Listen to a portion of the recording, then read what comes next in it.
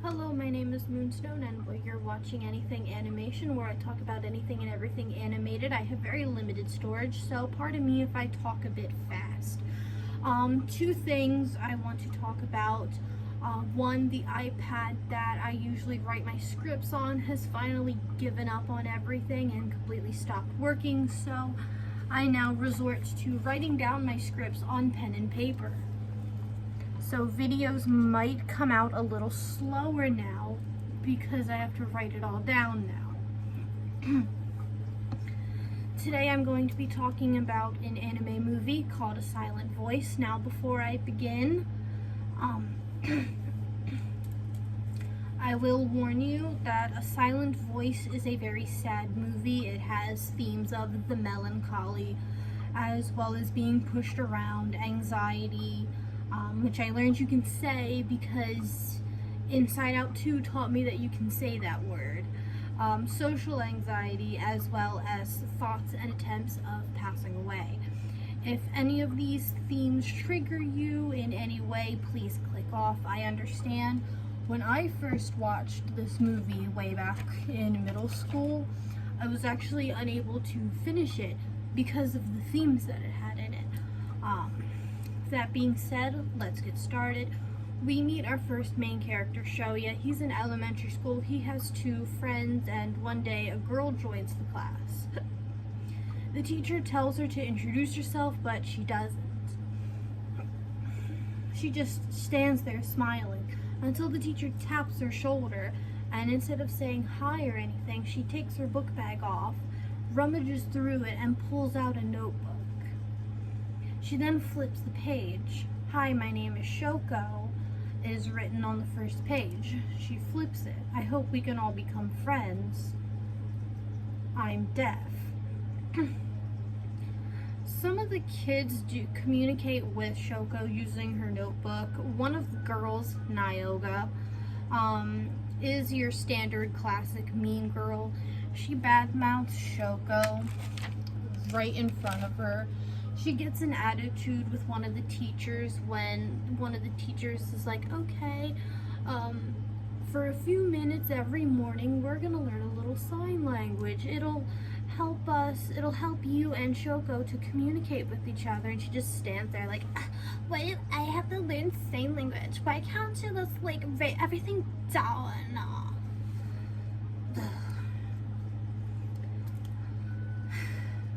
Shoya, our main character, eventually joins on the pushing around of Shoko, making fun of her for not being able to speak properly, and his two friends join in as well. One day Shoko comes in with new hearing aids. Nyoga is the first one to notice. She takes them out of her ears, throws them to Shoya, who then throws them out the window. We then see a montage of broken and damaged hearing aids in the trash, in puddles of water, broken here, damaged there. One day, the principal comes into the classroom and says that Shoko switched schools because she was being pushed around. He then goes on and talks about how expensive hearing aids are and that Shoko has lost 8 of them in the past 6 months. And the school wants to know who did it. The teacher then calls out Shoya and says, "We all know it's you." Shoya then shifts the blame to Nyoga, saying that she did it. He even tries to drag his two friends down with him. Nyoga, the junior manipulator, manipulates her way out of it, and Shoya is the only one punished. We then flash forward to Shoya. He's now in high school. We see his two friends betrayed him and ended up pushing him around after Shoko left.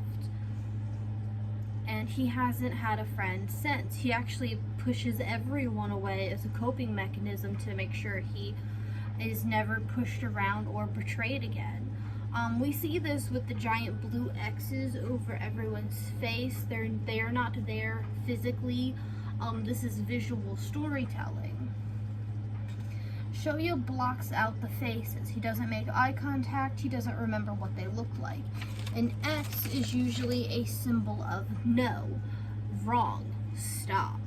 When you get a question wrong, what does the teacher do? They put a big old X over it so that everyone knows that you're wrong. Shoya is at his lowest point right now. He's standing on a bridge looking down at the water. He's thinking about it, but doesn't. Fireworks go off, snapping him out of it, and he eventually just goes home. His mom finds out about what he was planning to do, and he is so casual with it. Like, he is literally just sitting there munching on his breakfast, going, oh, well, you know, I'm just, like, going through some things. You know how us guys are. If my mom found out about my attempts or plans when I had them, I would be a ball of anxiety. Okay, I thought that was an ad coming up.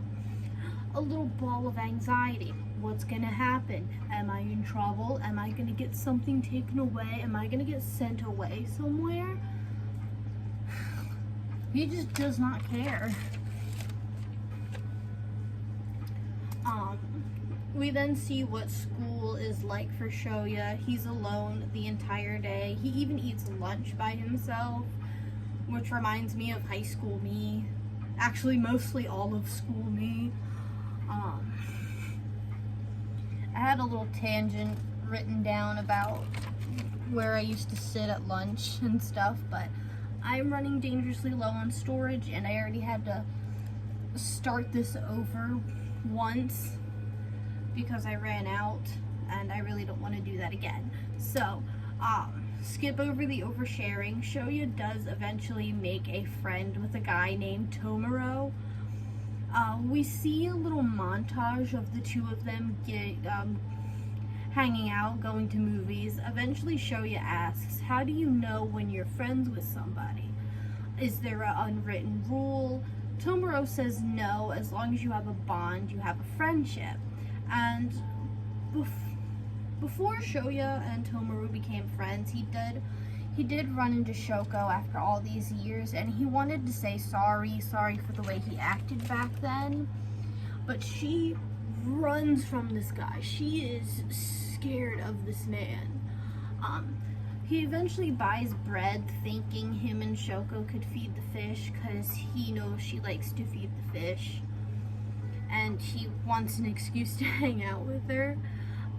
But he's stopped by someone claiming to be her boyfriend and is not letting them see each other. Eventually, Shoya and Shoku do see each other again, just the two of them on the bridge as they feed the fish.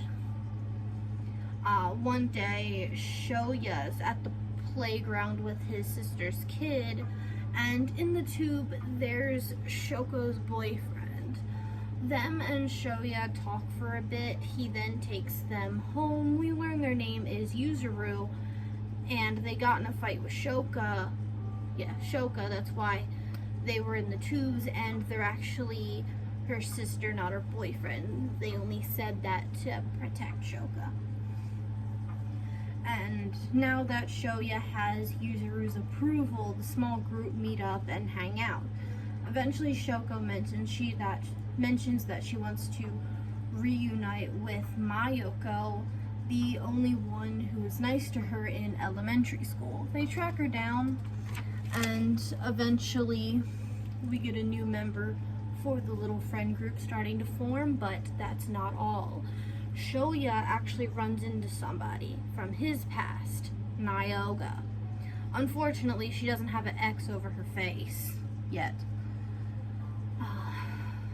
She hands him a coupon for Meow Meow Club, the place where she works. Both boys, Tomoro and Shoya go, but she avoids them for some reason. But yet, when Shoya's on his bike, she sneaks up behind him and jumps on his bike, and she sees Shoko across the street.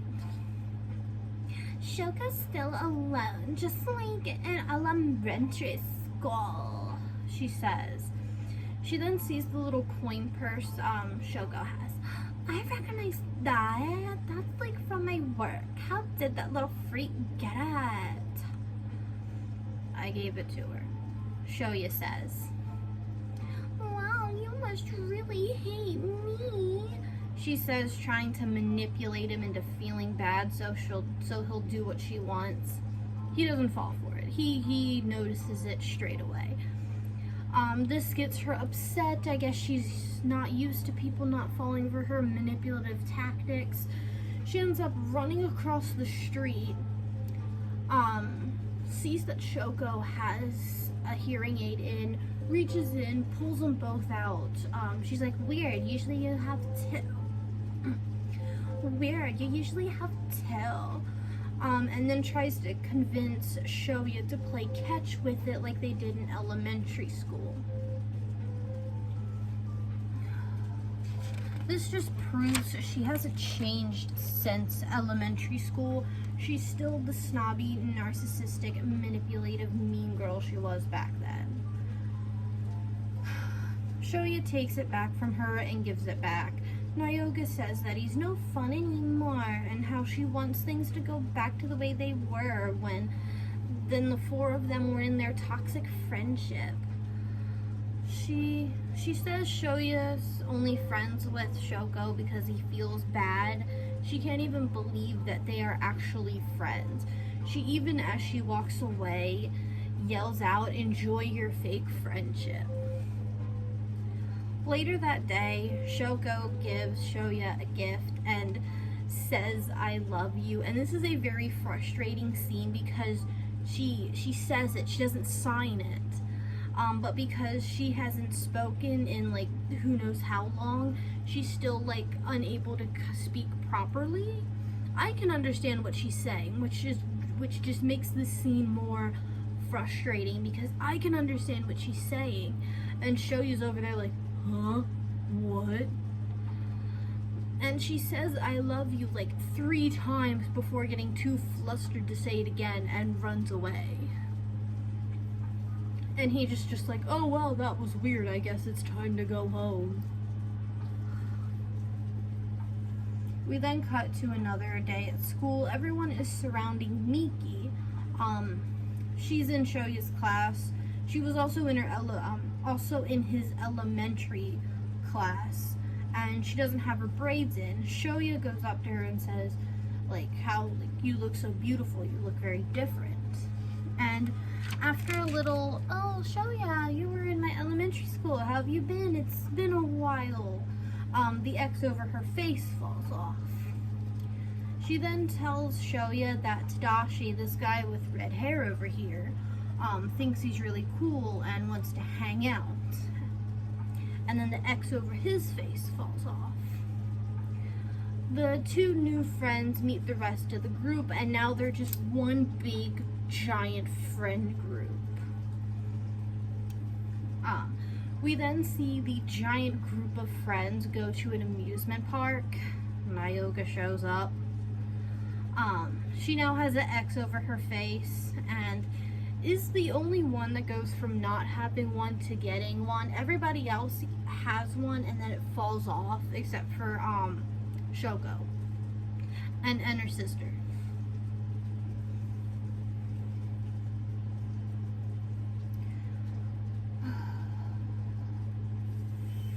Yeah, she's the only one that goes from not having one to getting one instead of having one and it falling off. I assume this is like Shoya kind of figuring out that she's toxic. We get a little montage of the friend group and Nyoga having fun together. The X over her face does eventually fall off, unfortunately, in the middle of it. And after the montage, Nyoga says she's hungry and takes Shoya away from the friend group to a food truck. And then Shoya sees that the little food truck that they're getting food from is ran by his toxic friend from years ago, the one who betrayed him. Shoya grabs his food and leaves. Looking back, both Nyoga and his toxic friend now have X's over their faces. And still alone together, Nyoga reveals that this was all her master plan and thought if Shoya and his toxic friend from elementary school saw each other, they would magically become friends again, and then she could have her toxic friend group back because toxic people like toxic things and toxic friend groups, and they like turning everyone toxic.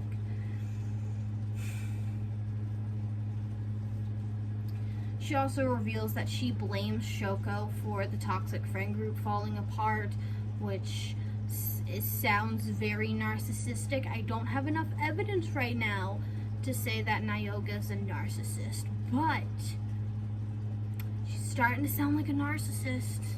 She blames other people for her problems because nothing can ever be her fault. Sounds like a narcissist. She manipulates everyone. The evidence is stacking up, and if it stacks up enough, I'm gonna call it. They reunite with the rest of the group. Nyoga gets an idea. She takes Shoko onto the Ferris wheel, just the two of them, and we don't know what happens. We don't get to see what happens until I think it's the next day. Yuzuru comes over to Shoya's, and before Nyoga dragged Shoko to the Ferris wheel to get on it, Yuzuru asks Shoko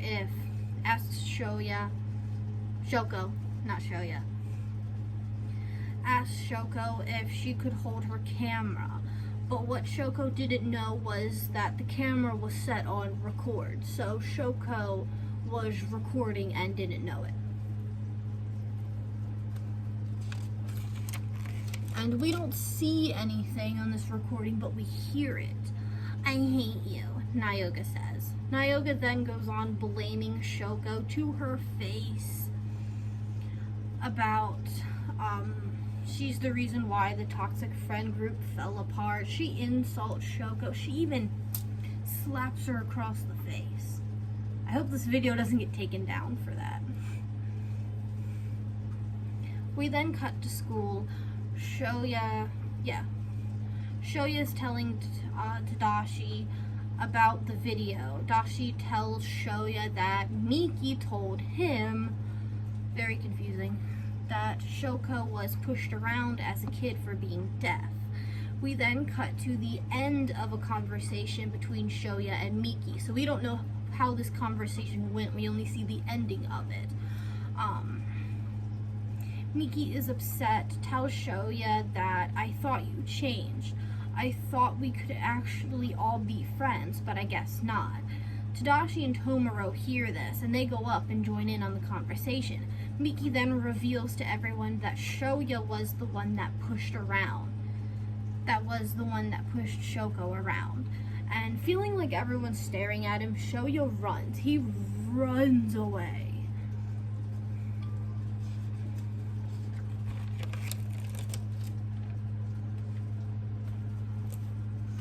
He hops on his bike and he just zooms off, zooms out of school, leaves, gone forever, goodbye. He then ends up on the bridge, and the other members of the friend group that weren't in that conversation are also there. They're feeding the fish with Shoko. Soon Miki and everyone else shows up. Now the whole group is together, plus Nyoga. Miki apologizes. She says she's going to try to forgive him since he is trying to change. That's very good. That's very positive. You get a sticker, Miki. You're a good person. You know how to forgive. Don't forget, but forgive. And then you see the change.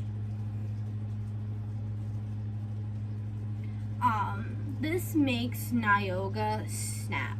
She tells Miki, you pushed around Shoko too, and then, even though she didn't, and then both girls begin fighting.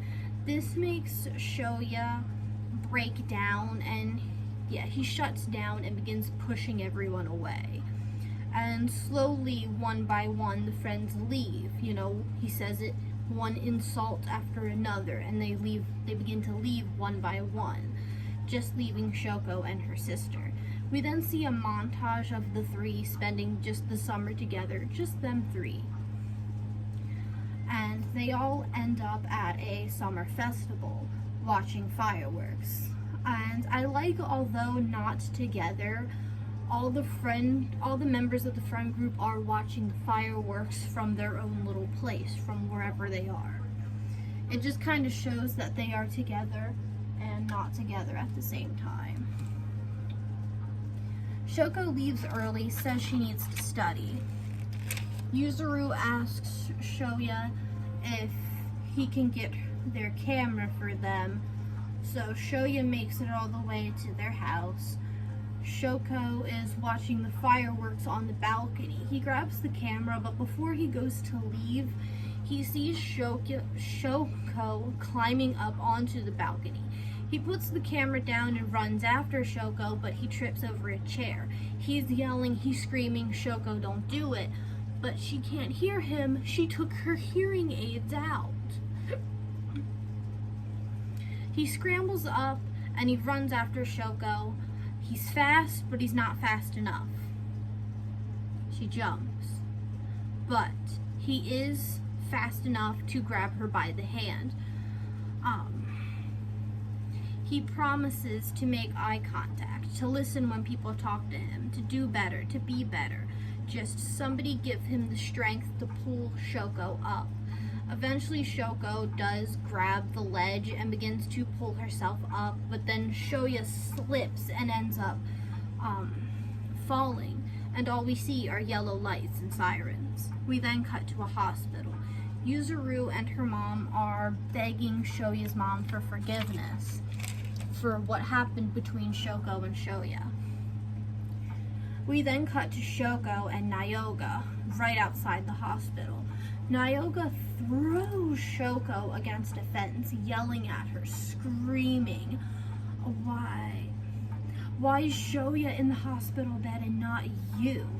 Shoko's mother pulls Nyoga away. Nyoga then attacks Shoko's mother, and then Shoya's mother has to pull both of them apart.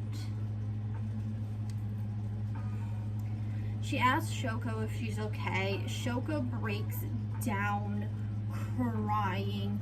We then see her trying to get the friend group back together, starting with Tomoro, then Miki and Dashi, and then finally Miyako, and helping them along the way. She even tries to get Nyoga, but she refuses. One night, Shoko has a nightmare. She wakes up in a panic and runs to the bridge that the group had their fight on. The bridge that she feeds the fish on. The bridge that her and Shoya met after all those years. She starts crying, and as if Shoya can hear her, he wakes up too in a panic. He leaves the hospital to the bridge. They see each other for the first time. They wipe their tears. Shoko makes sure it's really him by poking him. I just found that little adorable. Shoya then says he's sorry for what happened, he's sorry for the way he treated her in the past. Shoko forgives him. Shoko forgives him, and then we skip to the next morning. Shoya goes home from the hospital. His mom tells him that Nyoga, of all people, was by his side for the entire time. And then they meet up for the final time, Nyoga and Shoya. She tells him she sucks at talking. Oh yeah, she has an X over her face. She's had it the entire time. Since the food truck incident, she's had an X over her face.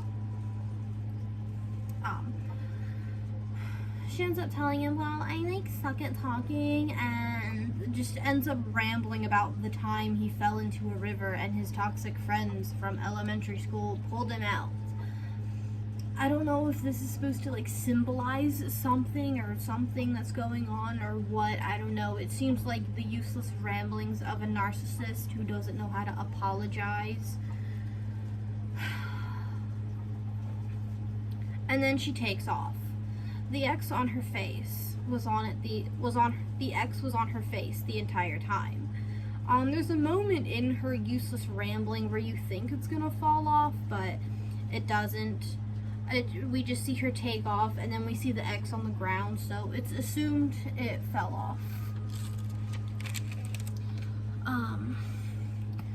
the school starts back up. Shoya's school is having a school festival, but when he arrives, everyone's looking at him, whispering about him. He tells Shoko about his social anxiety, and he goes to class. Everyone stares at him. Tomoro is the first one out of the group to see him, and at first Shoya is shy. He doesn't want to look at him or anybody. He's afraid that all of his friends now have X's over their faces because they're not friends anymore. But he's brave enough. He looks over at Tomoro, and there isn't an X. They're still friends. Even after the little fight, they're still friends.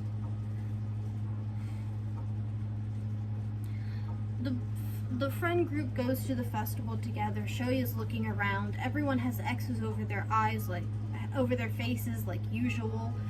He takes a deep breath and he opens his eyes, and everyone's X's falls off.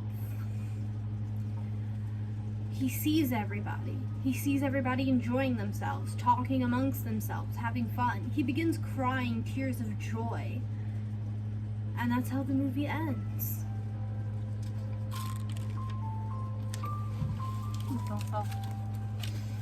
That's how the movie ends. Thank you guys so much for watching. I'll see you guys next time. Bye.